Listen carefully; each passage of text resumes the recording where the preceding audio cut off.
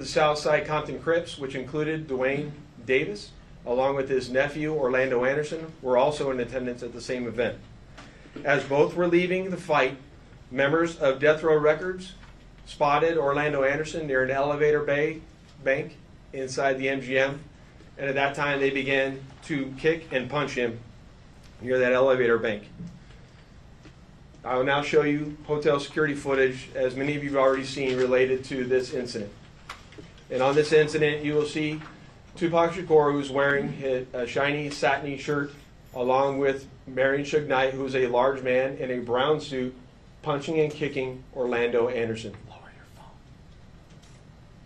Following this incident, you'll see hotel security intervene, and then they will leave the area of the fight.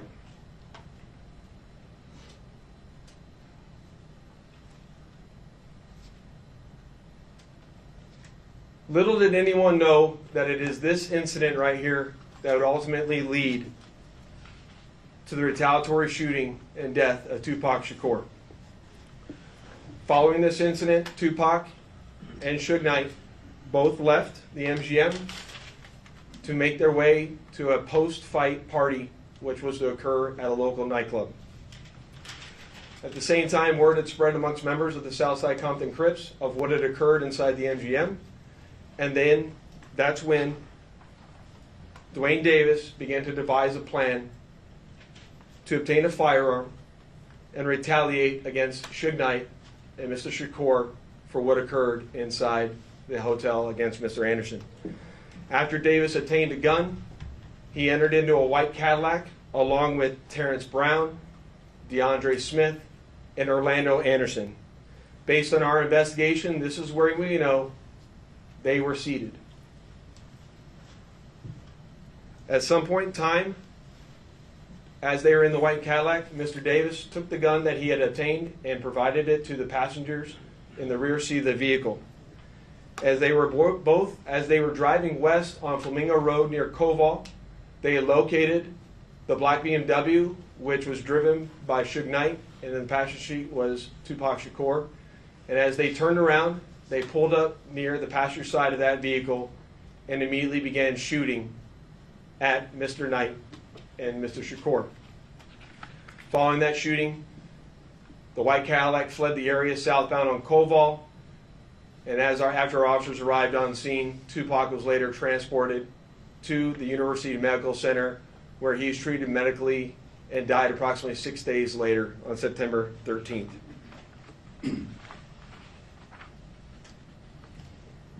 My homicide section handled this investigation from its onset and for a short amount of time. And within a short amount of time, what we knew was that we were working a gang investigation where our victims, our witnesses, and our suspects were all from Southern California and not local to Las Vegas. Within the first few months of the investigation, our detectives knew most of the information I just briefed you on. However, we never had the necessary evidence to bring this case forward and present it for criminal charges.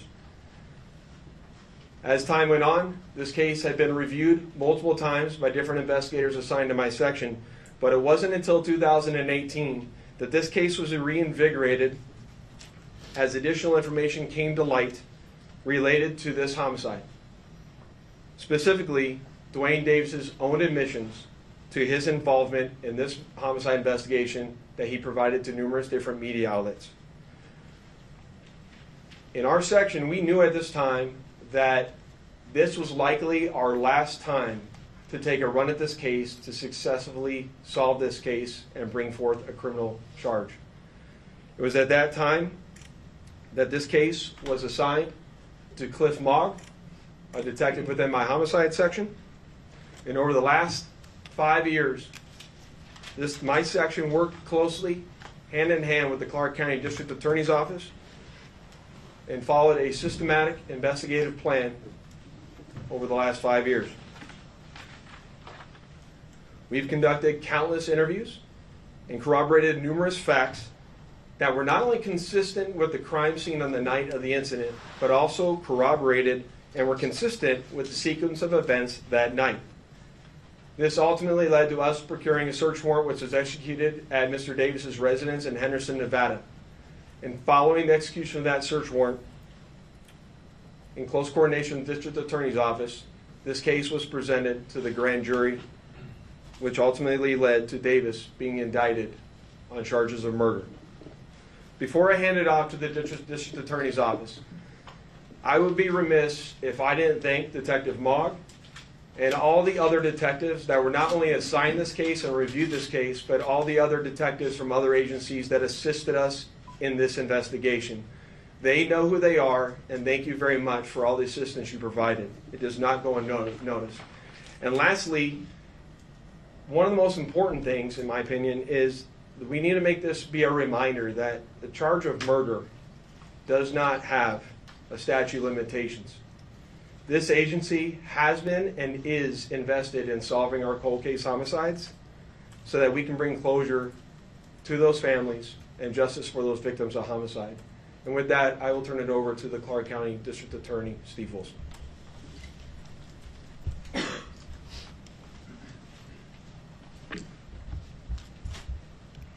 Thank you, Lieutenant Johansson. I appreciate it.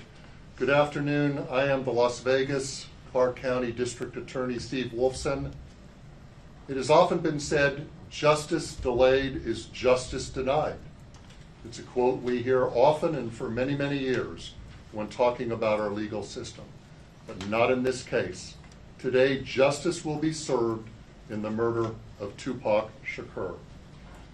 I'd like to acknowledge the relentless work of the many Las Vegas Metropolitan Police Department homicide detectives.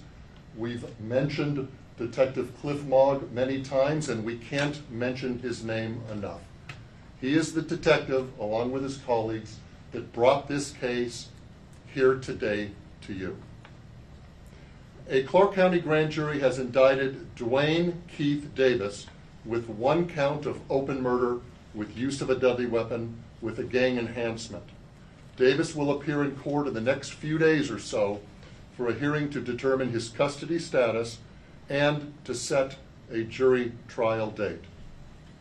This grand jury has been receiving evidence for months and has determined there is sufficient evidence to justify the filing of this criminal indictment.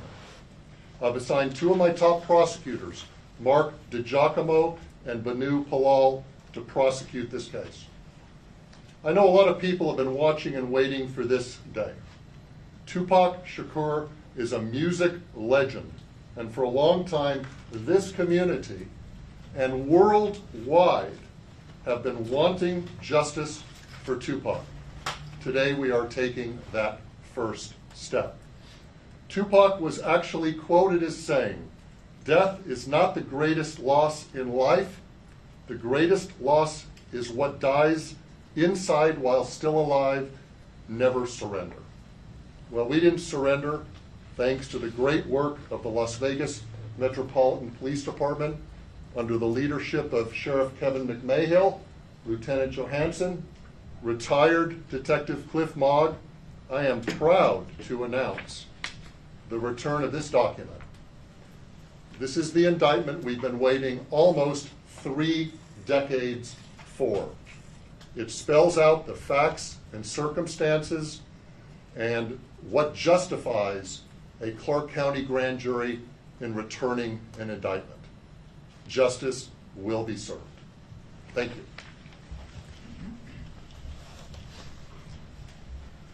Thank you, Steve. I'd just like to say that the Las Vegas Metropolitan Police Department Homicide Section year over year solves over 90% of the homicides that occur in our jurisdiction.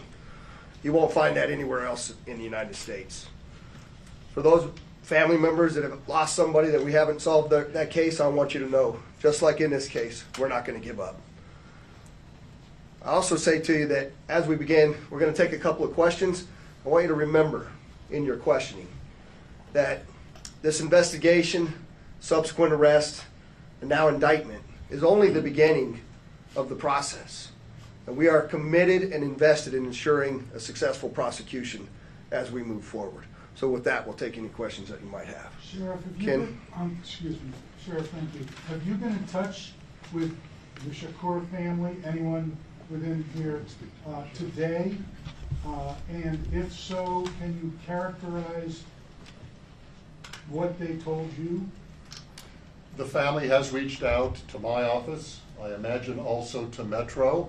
We've been in communication with them.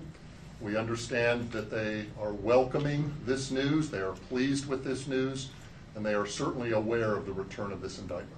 Do you anticipate them being at court for arraignment of Mr. Davis?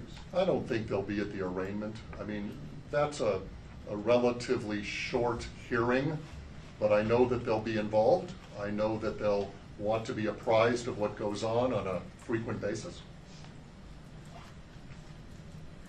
Go back. Can you talk about any of the statements that he made that piqued your curiosity again or got you back into this case? Jason, you want to answer that? We're not going to talk about any particular statements, but maybe he can address that globally.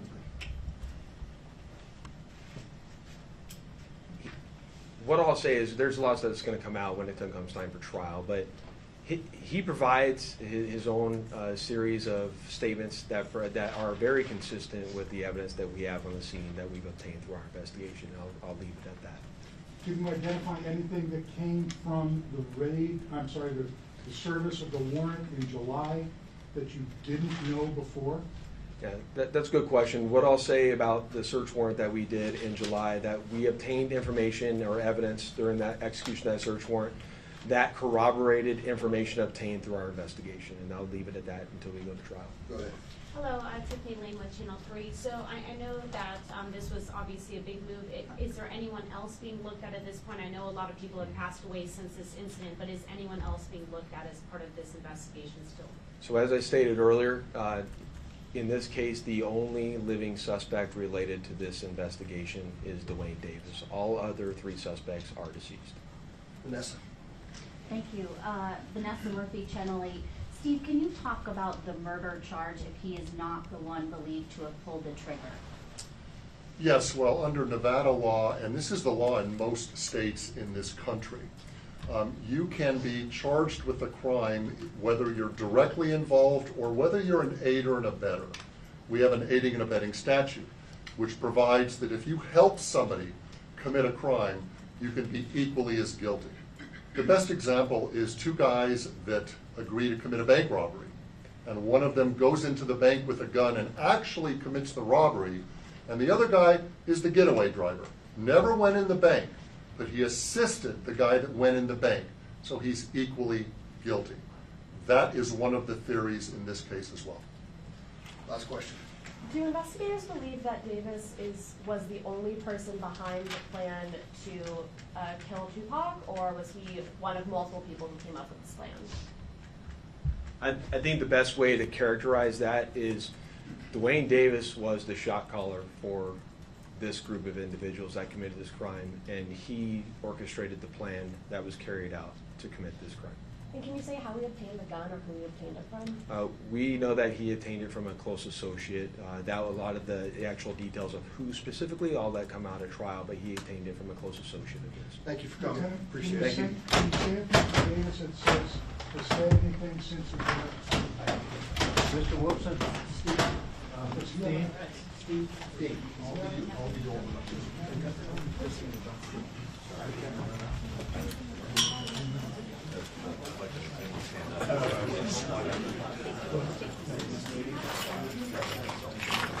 Let me give you my phone number.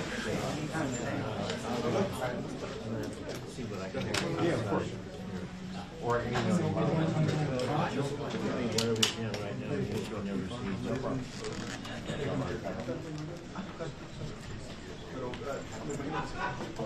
Don't put it on my card. The card.